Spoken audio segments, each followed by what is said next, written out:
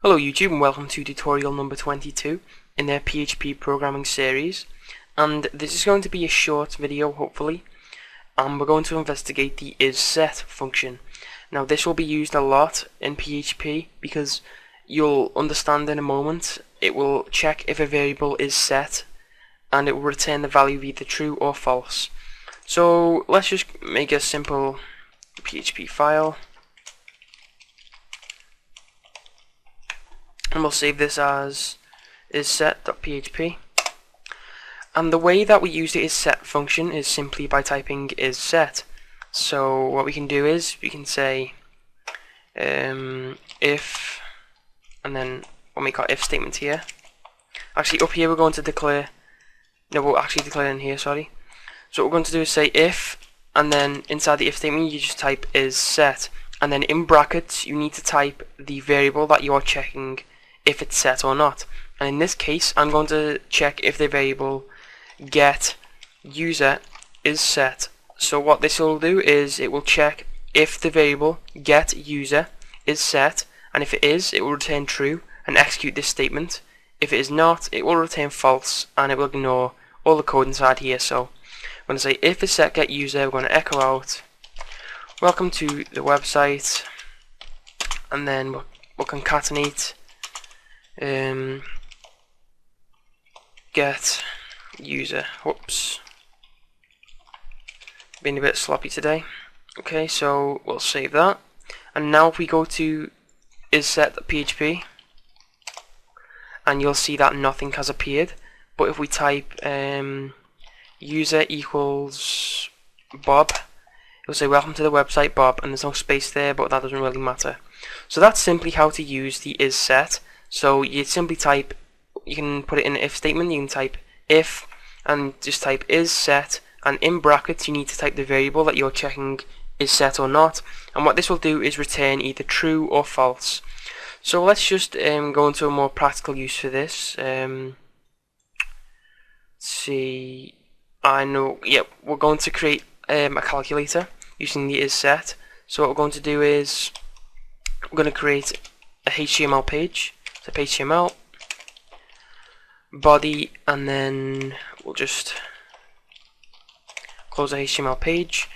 Right here we're just going to create a simple calculator. We'll call this add.php, and inside here we're going to make a little form. Let's say form action equals add.php, and you should know what this all means from a previous tutorial.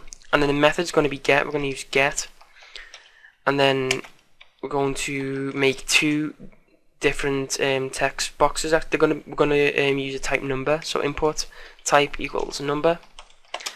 I'm going to make them a bit small, size equals 5, and we're going to set the name to num1.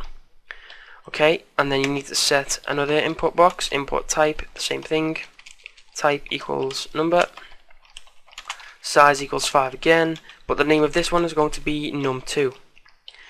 Okay, so we're going to make a little submit button here, type equals submit, and we'll make the value add. So this is going to just say add on the button. Okay, and that'll end our form. So if we save this, go to add.php, and we have our first, we'll add a plus sign there as well, just to make it look a little more neater. Okay, so now we have our first and the second, but if we actually do anything with this, nothing happens because we haven't set it to do anything. So what we can do down here is we can simply add them together. So we'll declare a variable num1 is, actually no, we need to start our PHP first. So this is just a little lesson. You can embed PHP inside HTML, it's what it's meant for. So I will make a video after this on the best ways to embed PHP in HTML, but for now all you need to do is just put opening PHP tag and a closing PHP tag in between the HTML. So we'll open our PHP tag and close it. I'm going to say num1 is equal to, I'm going to get up here num1, close that, and then num2 is going to equal to, actually I forgot the quotation mark there, my bad, and num2 is going to be get num2. Okay, and all we need to do here is make a new variable called total, and that's going to be num1 plus num2. Okay, so now all we're doing here is getting the num1 from this text box and num2 from this text box and adding them together to make the variable total. So we can just echo that out. We can just say echo total is concatenate total onto that. Okay, but if we echo this out, you'll see, well actually if we just do this now, if we just reload this page, you'll see that it says the total is 7. That's because we're actually inputting these variables into this URL. num1 is 3 and num2 is 4. But if we go to the page add.php, you'll see we have these two ugly errors and it says the total is 0. That's not what we want for our page. So what we can do is use the isSet function here. All we need to do is wrap this code here inside isSet. So we'll make an if statement. We'll say if isSet, and we're looking for get num1. Yep. I'm going to say if isSet num1. I need another closing bracket there. Then we're going to echo out this.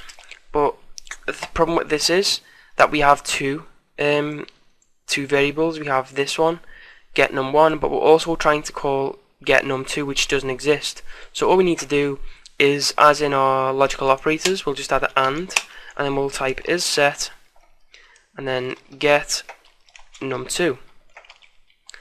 Whoops. Okay, so now what that's going to do is going to check if num1 get num1 is set. So if the first text box has been entered, and then it's going to check if num2 is set, so if the second is entered. So if I save this, reload the page, and there's a parse error. Let me see what I've done wrong. Line 12. I've missed out the closing bracket here. Get very confused sometimes when there's so many, so save that, reload, and you'll see we don't have this ugly error anymore. And if we just type 4 plus add, we'll get our value here. Okay, and we can also make another if statement to add the value type. We can just type value equals and then do our PHP here and put the value there. But I'm not going to do that for this tutorial, since this tutorial was just aimed at, you know, looking at the isSet function. So thanks for watching this tutorial and hope this helped you. You will use the isSet function a lot, so make sure you get used to it, remember how it works, and enjoy the next video.